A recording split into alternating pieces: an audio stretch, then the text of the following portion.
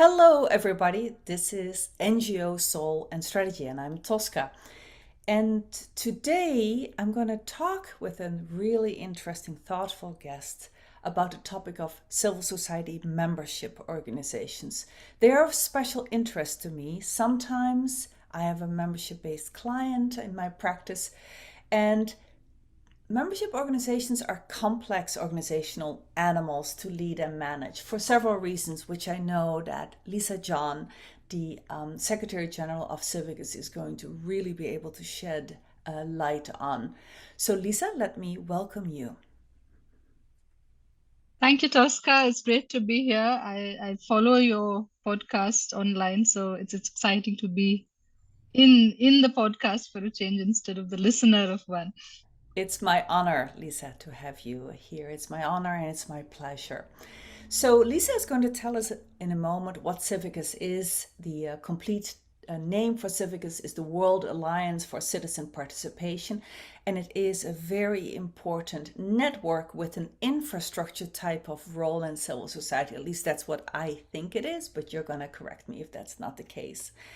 Years ago, when I was still in quote unquote accidental academic, and my university program was a member of Civicus, I used to attend some of Civicus's world assemblies, and some of my former students actually interned at Civicus. And later on, Lisa, we actually hosted, I think you know this, one of your predecessors, Ingrid Srinath, for a short fellowship program. So my relationships to Civicus go way back. And today, Lysa, I would like to talk to you about your leadership through the lens of virtual and hybrid team leadership. Because, Lysa, you joined Civicus as a top leader right at the beginning of the pandemic or around the beginning of the pandemic. And I'm really curious how that impacted your leadership behaviors, your experiences, your approaches to leadership, and your habits. So, Lysa, once again, welcome. And let me just introduce your bio. You are the Secretary General of Civicus, as I said, the World Alliance for Citizen Participation. You were also the Global Campaigns Director, before that at Save the Children International, Head of Outreach at the UN High Level Panel on the Post 2015 Agenda, and amongst others, International Campaign Director for the Global Call to Action Against Poverty. So you've had some really high profile, stellar jobs. So, Lysa, let's start by, for those few people who are listening in who don't know Civicus, what is it? What is its mission? And what is the mandate that Civicus stands for?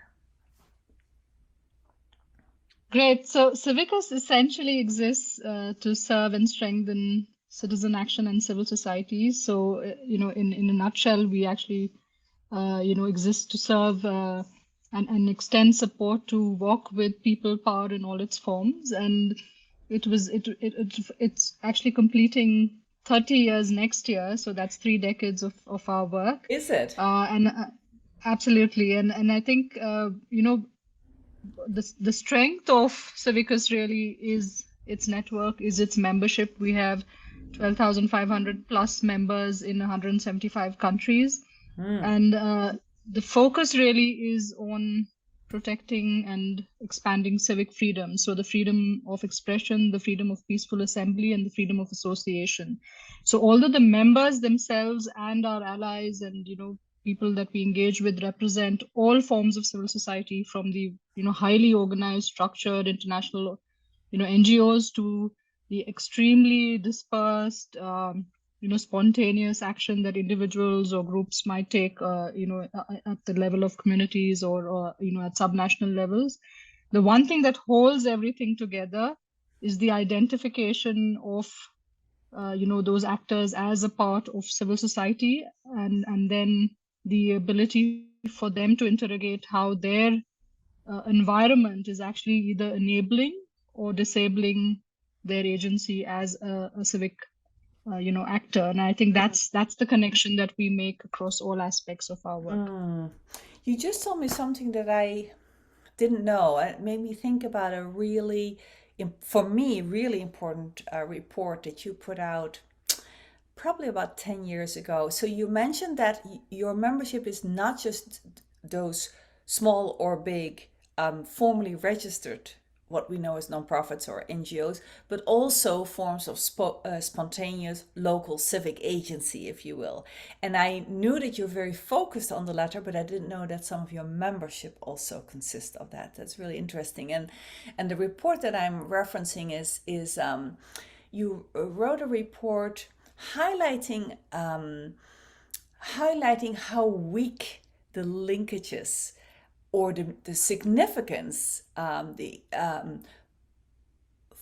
formally registered NGOs have in the minds of spontaneous civic agency, and how weak our public legitimacy in that sense, if I talk about formally registered INGOs, in particular the kind of organizational actors that are important in my practice.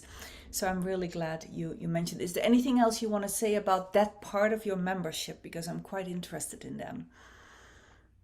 In fact, I think that part is now the majority of Civicus's membership. So I've been around for a little over 3 years, and in the last 4 years, Civicus's membership has increased fourfold.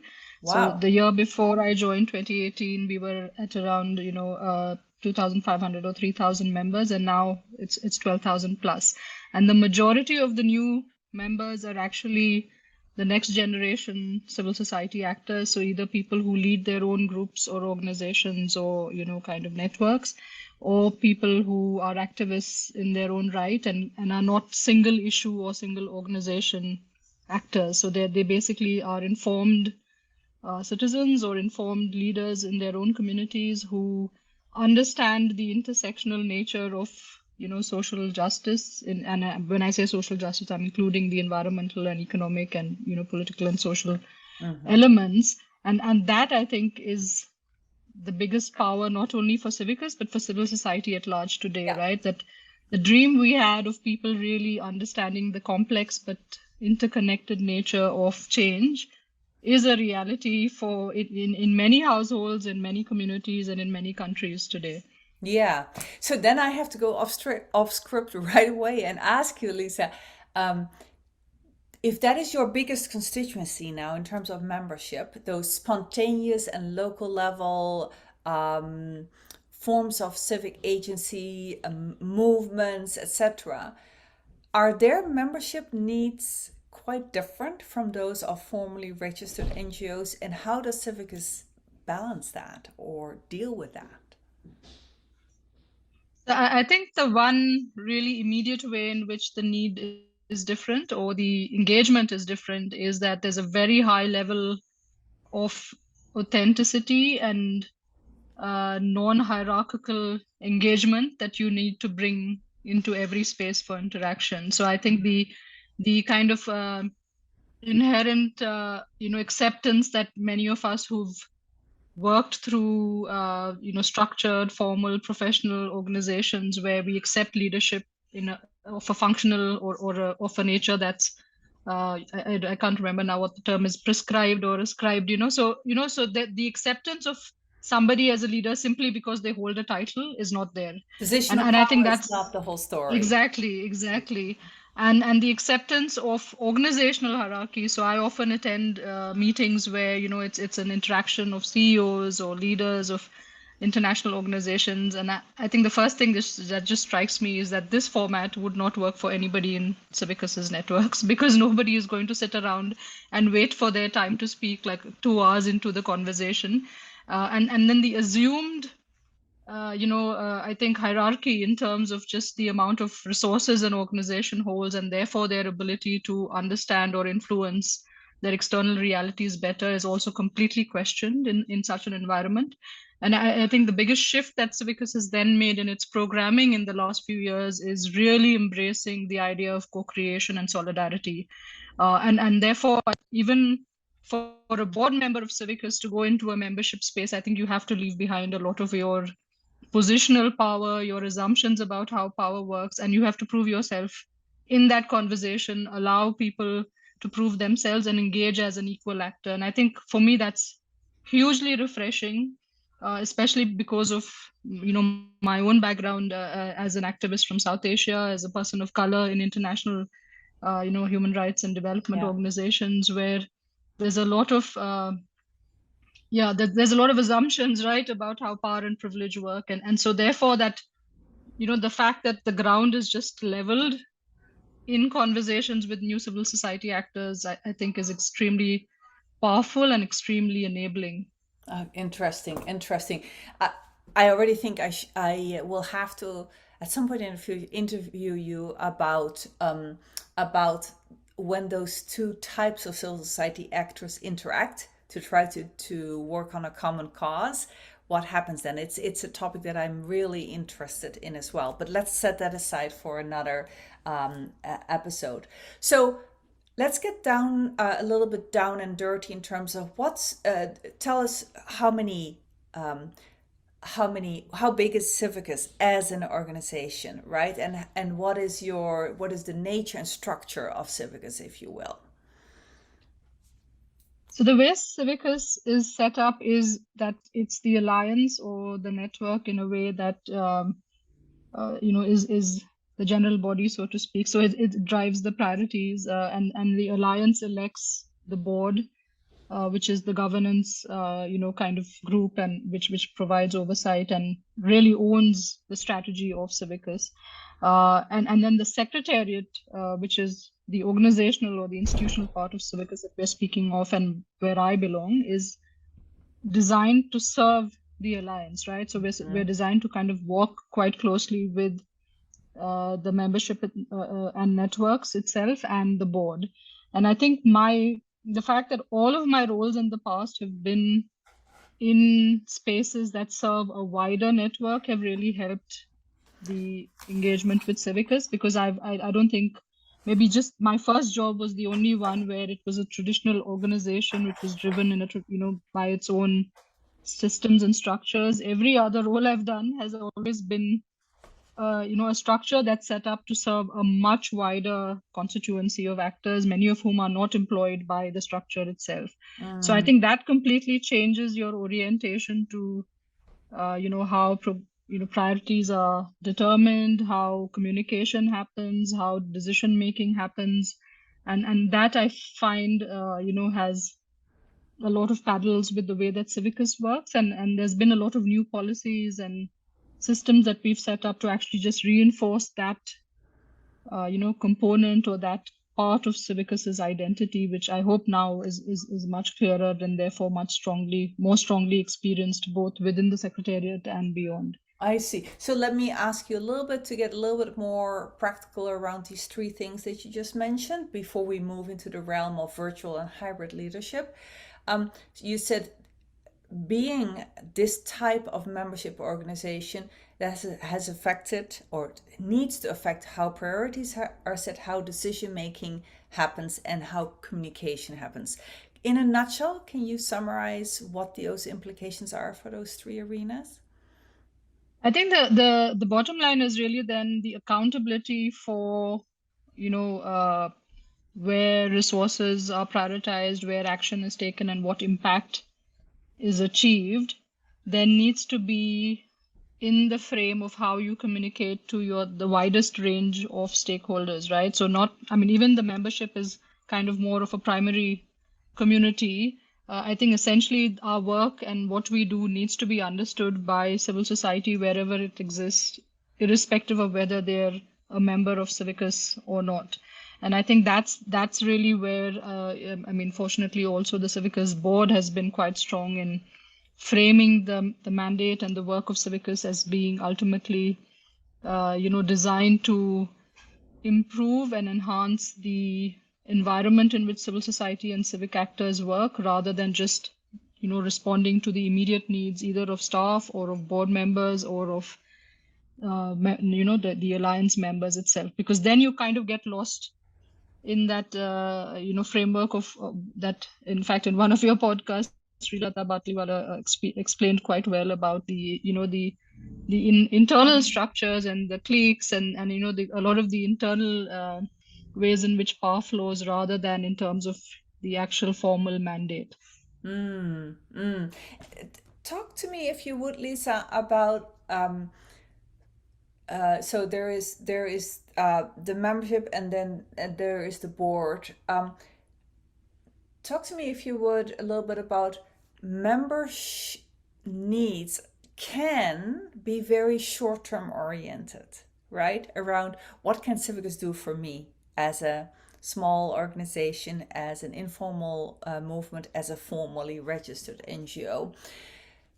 At the same time, you're trying to pursue long-term goals, including influencing that long-term that environment for freedom of association, expression, etc.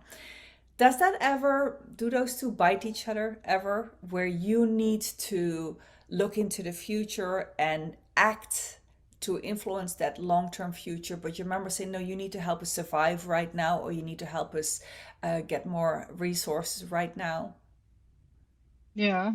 So interestingly, we spent the last 2 years refreshing and adopting a new strategic plan for 2022 to 2027, and there were several conversations with members, but also with other kind of allied networks, which were either member-driven or more hybrid in that sense. And I think there was a very clear sense that people's experience of Civicus differs based on which part of Civicus they're engaging with. So it was very hard for most people, including to some extent staff and board members, to understand what Civicus actually does in its entirety and what the overall, the overarching purpose of the alliance was. So that was the problem that we actually really prioritized and addressed in the articulation of the refreshed strategy. It was the sense that irrespective of which part of the programming or the intervention or the research or analysis anybody feels closest to, there shouldn't be any ambiguity of why Civicus actually exists and what its core purpose is, and which is really to monitor developments that affect the work of civil society and civic actors, and then do what we can to actually improve or enhance that on a long-term basis. So one of the things we did when we realized that there was such a disparity in the understanding of Civicus's work was actually initiate monthly induction meetings for new members, for instance, so that their first interaction should really be with the overarching strategy of Civicus itself, and then they can choose, where they want to engage. Having said that, I don't think it's a problem at all if people come into the Civicus network with a specific need, because nobody has the bandwidth. I mean, nobody's coming here to adopt our strategy or kind of spend all their time trying to understand us. So our job, on the other hand, I mean, I think it's more of our responsibility to figure out what is most useful to a given member, depending on which phase of their organizational or individual activism journey they are, and then provide the easiest route for them to engage with that kind of offering or space or experience, even if it's beyond Civicus. So if we can't meet the immediate needs or the short-term needs of any of the members, then it's our responsibility to provide referrals and find other ways in which those needs can be met. And okay, so, and maybe just lastly to say that one of the, in a previous role, I had worked as head of outreach for the UN high-level panel on the post-2015 agenda.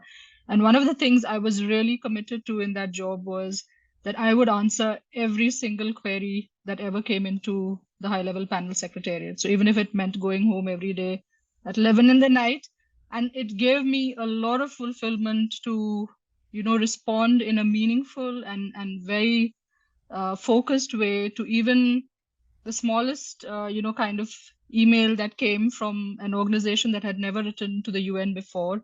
And ironically, after I left that job, I used to go, when I traveled to different countries, I would meet people who would say, you were the first person from the UN who ever responded to us directly. And that really made, I mean, I think in every stage of my, my work as a campaigner, as a mobilizer, as a networker, it's paying attention to individual needs and giving visibility to people who are part of the network that matters. And I'm very proud to say now that in Civicus, I mean, I get my email is on the website. I get a lot of emails directly from both members and non-members, and we do get a lot of queries from civil society around the world.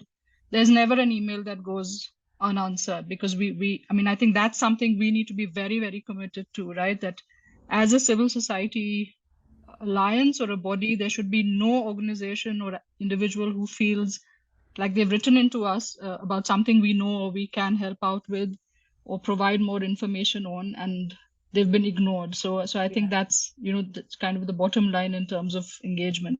Yeah. So now looking at the time, I want to turn a little bit to what was the impact of the fact that you joined Civicus, which, am I right in thinking Civicus, how it's been managed, has been a hybrid organization from the beginning? Is that right? By which I mean you've always had a relatively small set of staff in Johannesburg, South Africa, but a number of your colleagues have always been globally distributed. Is that correct? It is, although it's been a 50-50 split, so at least 50-50. half the organization has Half the always been here. organization. Okay. So that's a good correction. But being that when did you join Civicus? Was that right at the beginning of the pandemic or just before the pandemic? Just before that, Jan 2019. And there you go. Yeah. So, and you mentioned to me when we met once again a number of months ago, and you said, I've been a virtual leader of Civicus from the beginning. And I thought, okay, that's what we're talking about. So I have a couple of questions about that, because I'm rather interested in the topic of virtual and hybrid team leadership. So, off the cuff, just from the top of your head first, how would you say your leadership practices, actions, habits, and behaviors have been affected by the fact that this leadership experience has been entirely virtual for you so far, 2 years now? So I think there were two parts to it. The first year, almost, everybody who needed to be in the office was in the office here in Johannesburg or in Geneva. We have offices in Geneva and New York as well. And then there was at least 1/3 of the organization that was, working remotely. But I think in the first year, because we didn't have, the pandemic wasn't around and there wasn't this compulsion for everyone to work remotely. It was extremely difficult. I was actually living in Kenya when I joined Civicus as a result of my previous role. And then I needed to wait till the academic year ended so that I didn't have to kind of take my daughter out of school and then just, move countries at the drop of a hat. And then I also had to, as an Indian passport holder, go back to India, apply for a work permit to come into South Africa. It just took a really long time. So by the time I actually got here, it was the beginning of December. So it was already 11 months since I'd been appointed before I could actually move here, although I did visit, on and off and join some global convenings. But I think that just created an atmosphere of tension and uncertainty and a lot of stress for the institution, because most people hadn't interacted with me or known me before, and there was this sense of relying on third party narratives in terms of kind of trying to assume who I was and what I would do and what my priorities were. I think I was very fortunate that from that point, at that point, and even now, we have a very strong senior leadership team, and where there is, I think it's one of the best teams I've ever worked in terms of being 100% honest, authentic, and, really being kind of aligned in terms of saying that we need to do things together, even if we are completely different and might have very different perspectives on specific situations. But in terms of our value orientation and our understanding of what Civicus stands for, there's a lot of, alignment. And I think that was a very, very strong factor in being able to see through, especially that first year.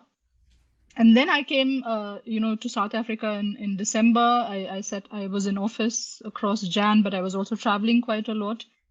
And March 15th was when the lockdown was announced here, right? So I literally, I think, just had like 2.5 months or 3 months of, face-to-face interaction with at least the colleagues who were here in Johannesburg or who were visiting. Mm-hmm. But that itself, I think, was a game changer, because I think to have a critical mass of the organization actually then have their own experience and their own reality of who I was and what I represented made a lot of difference. And then soon after we went into lockdown, and then of course everybody was working virtually. Yeah. I actually set up 2 rounds of like one-on-one or small group informal interactions with every single person who worked for Civicus. And it was just like, half an hour or 45 minutes of just having fun. I mean, I even thought of up 3 virtual games, and we would have like rounds of those different games. And I think just having that informal time with every single person in the organization in pairs in the beginning, and then I did another round of that just one-on-one. I think for me that made me understand who each person was and where they were coming from and what their experience in the organization. I mean just who they were as humans, right? And vice versa. And I think that changed a lot. And to be frank, I don't think I would have done that if we were in that hybrid working environment, because you tend to get overwhelmed by the people who are around you and start forming relationships by the people who are in your physical space. Yeah. But the fact that everybody was working remotely then I think just opened up more equal ways of Well, that's engagement, really right? interesting. What you just said is really interesting. You said, and I think the research bears that out from what I've seen, is that you basically are saying all of your team, the broader team, being all virtual, had an equalizing effect on the chances both for everybody to interact with you and vice versa, and the non privileging that otherwise might happen subconsciously of those who were with you in the same co-located space, right? And we have seen this in the research, and now also now that some organizations are going back to some form of hybrid, including in person, is that the people who either choose to come back and are able to, and there are gendered aspects to that, and there are class aspects to that, and there are race aspect to that, etc., at least here in the US, tend to again have higher chances of having face time with people in position of power, which then helps them build credibility, relationship, promotion abilities, stretch opportunities, etc. So there is Mm-hmm. there's a really tricky equity aspect to this that it sounds like you try to really balance for right away. I think so, and I mean, because of my previous roles and because I'm somebody who comes from a policy influencing background, I think I'm very, very aware of how much informal spaces kind of bear upon decision making. So, like, I started off my work, in civil society as someone who worked on municipal governance and municipal, the policies for cities, right? Governance policies for cities. And it was really apparent every time we went into a meeting, which was kind of hosted by the World Bank or the municipal corporation, that everything you were saying as an NGO or as an activist was limited to the formal meeting, but the same people who are with you are going to be meeting for dinner after after the formal meeting, and a lot of the decisions then are going to be taken in that space, right? And of course, we know about the Old Boys Network and whatever else.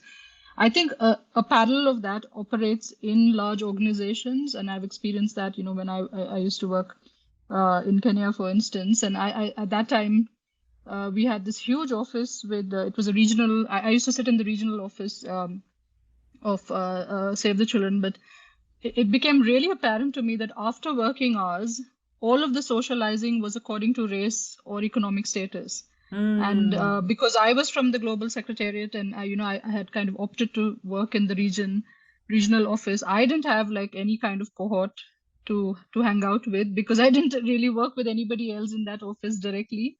And I was also at least at one point the only person of South Asian origin in that entire office. And I think then some of us got together and we started this whole kind of campaign to open up cultural, the cultural or the informal space for people to engage with each other beyond work. Because then if everybody who's at the leadership level is by default white, or Yeah. of a higher economic kind of background, you're going to be meeting in birthday parties and dinner parties and Sunday brunches, and you're going to be discussing work, and you're Yeah. going to be taking a lot of decisions that don't factor in anybody else's opinions. And I think it was just out there. Like, I mean, it was so apparent. And I mean, even coming into Civicus, I when I talk to other people, I kind of say that, you know what, in your personal time, it's a good idea to interact with people who don't belong to your organization for sure, and probably not in your sector as well, because uh, that's where the personal interest starts coming in. If you start hanging out with people who are, who will then again, you tend to gravitate towards people who are culturally or economically, similar to you, and that's Yeah. how power groups start up. And I think the virtual element again of working removes that, right? Because then you can't really pick and choose and be, kind of subconsciously, leaning towards your own biases in terms of who Chumming you with those interact who look with. like you and who you easily Exactly. identify with. Yes. Yeah, that's really interesting. And I know you've told me before that you're very interested in an equity focused or leading an equity focused organization. And also you've told me before we started the recording that you were kind of prompted to do a lot of human resource work as you entered the organization because there were some gaps there, and that you found that quite rewarding to work on that. And I wish we had time for that, but I'm cognizant of the time, so I want to make sure that I get to one more. I'd like you to apply, so everything you said so far about your virtual team leadership, I'd like to invite you to apply 4 kinds of lenses to your virtual leadership and see to what extent each of those lenses was enabled or not disabled, but was challenged by the very fact that you have largely, not solely, but largely been a virtual organizational leader. So the 4 frames I'm talking about are the 4 frames that come out of the work by Bowman and Deal, which I often use as one of the kind of the cornerstones for foundations for leadership development and training. And basically, the 4 frames is about how can I, as a civil society leader, apply 4 lenses to my leadership decisions and practices and habits and behaviors, depending on what the needs of my quote unquote followers are. Okay, so let me explain what those 4 are. So it's about a strategic choice of leadership behavior. So the first frame is the human resource frame, and that is the idea, not human resource in the functional way, but the idea that the organization is a family, that where all of us need to belong, right? The second frame is the structural, organizational structural frame. This is the idea that that the organization is machinery. This is where you see the organization as organograms with arrows and information flows, decision flows, boxes that people, JDs, job descriptions, etc. So that's the organization as machinery where people are inserted as cogs in a wheel, let's say. The third frame is the political frame. And this is the frame where the organization is also a jungle, where people are jockeying for power, for position, where people are allying internally, right, forming coalitions to access you as a top leader, to get access to budgets and more power, and to reduce dependency.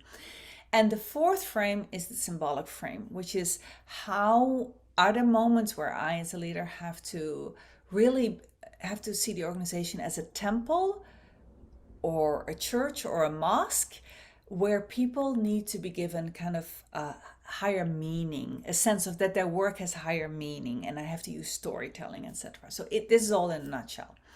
So let's try this out. It's a little bit of an experiment. This first frame of the family, the organization like a family, right? The human resource frame. So this includes your need to establish relationships, develop trust, bonding, etc. To what extent, you've talked a little bit about this already, but to what extent does the fact that you had to be primarily a virtual leader impact your ability to use that lens to the organization and to make people feel like they are bonding with each other and with you? Yeah, I think off the top of my head, I would say it would be a combination of the family and the symbolism one, even though I'm Symbolic? not a religious person. But because I think for me, the family is actually civil society as a whole. So in all organizations that I've worked in, the organizational identity and structure hasn't really mattered. It's the purpose, right? And the fact that you're actually there to exist. You exist to extend solidarity, to serve a larger community. You don't exist for yourself. But having said that, I think there has to absolutely be a complete and 100% belief that everybody is being treated fairly in a given organization. Everybody has equal access to information, the ability to contribute, to discussions that will affect how the organization runs and how resources and priorities are organized. And then the ability just to feel valued on an equal basis. And, Civicus did a midterm review in 2019, and one of the most important recommendations I think that came out was the real need for us to invest in processes that unlocks leadership at all levels. And there's been a long journey towards that, which has started from the more structural elements in terms of the second box, in terms of systems, where people really having 100% visibility and confidence in the systems that determine recruitment, remuneration, progression, and all of the brass tacks in a way that a lot of people tend to ignore, but are so important just in terms of the experience of the organization itself. But on the other hand, I think really saying that the opportunities we need to give for leadership building, for leadership development, which doesn't have to be within Civicus alone. It's about people understanding why they exist in civil society and where their journey in civil society needs to go. So it could go beyond Civicus as well. But we're actually in the process now of developing a leadership and of basically throwing out a measurement or a task-based performance appraisal system and converting that into a leadership and development framework where people then take responsibility for their growth, for where they want to be, and how then their role in Civicus fits into that larger story of who they are in their own lives, right? And what they want to achieve in terms of their longer trajectory. Yeah. And so I think it's across almost like a diagonal line between both, because in order to get to the symbolism and the meaning and the purpose, there has to be a very high level of trust and the ability to be upfront and vulnerable and and believe that your peers and the system as a whole is going to take you seriously and respond to your own experience. And do you think, Lysa, maybe there is nothing here, but I just want to explore it for a moment.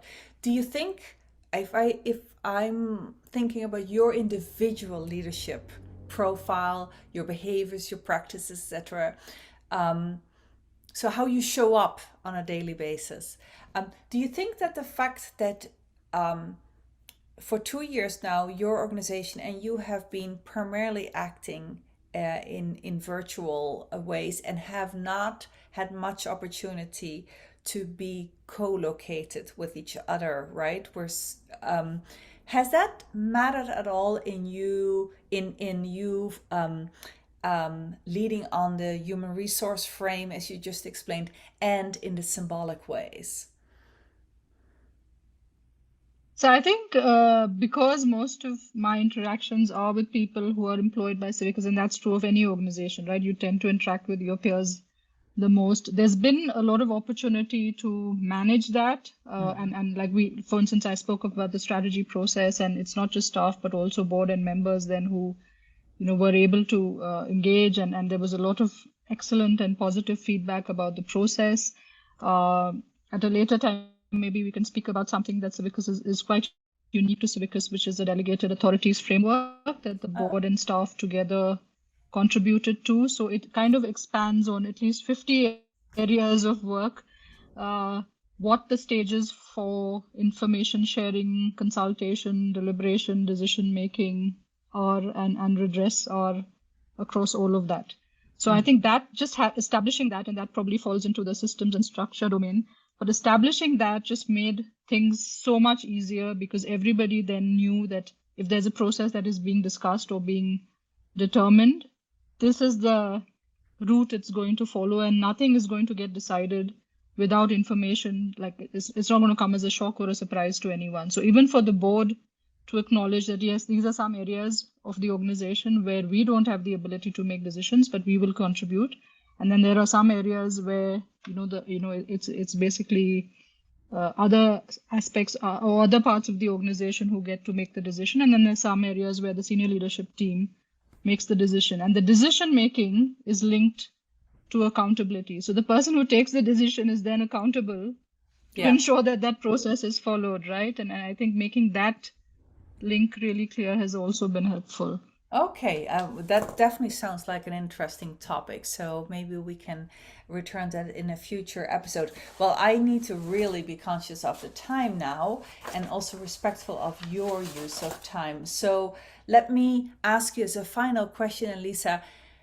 You've talked about a lot of complex organizational needs and dynamics, and then your individual leadership through that, and overlaid with your virtual and hybrid leadership needs. People might say, I want to get to know this woman's work more. Where should they go to find out more about you? I think the easiest place to reach me is LinkedIn. Okay. And the website, the Civicus website, civicus.org, has the details of, or at least you know who's in the organization, who's at different levels, and you do have my email address there as well, which is lysa.john@civicus.org. I think we've been quite intentional about enabling people to reach me directly, because I know for a fact that we have very dedicated people in Civicus, and there's a real intent and interest in responding to queries and seeing how to connect and kind of offer any kind of insight or assistance or referrals that groups may need. And most of the groups in our grassroots group, I think that kind of just connects directly to why we exist as well, right? So please. And so you're basically, as you said before, you and your colleagues aim to respond to each and every email. So listeners, if you're listening to this, and if you're not yet, for instance, as an entity, whether you're informal or formal, or a member of Civicus, you may well want to consider becoming a member, because it is only through the kind of collective power and action that Civicus stands for is that we as a global body of activists and change makers can actually make some structural change. So thank you, Lysa, for all your insights. It was a very, very thought-provoking interviews, and thank you, listeners. If you found this podcast episode stimulating, then be sure to check out some other episodes as well. For instance, on my website, fiveoaksconsulting.org, you will find another episode on virtual team leadership that goes more into the nuts and bolts of virtual team leadership practices. That is an interview with Monica Maassen of Oxfam, and that is episode 31. Subscribe to our podcast, and you will always be the first to know whether you do that through the website or on YouTube. And as it happens, my small team and I just decided to announce the dates for a third cohort for our course on virtual team leadership that will start on 25th of September and will run through the 4th of November. So if you're interested in that, look for our dedicated website at fiveoaks.teachable.com. So this is Tosca. I look forward to spending time with you next time on NGO Soul and Strategy.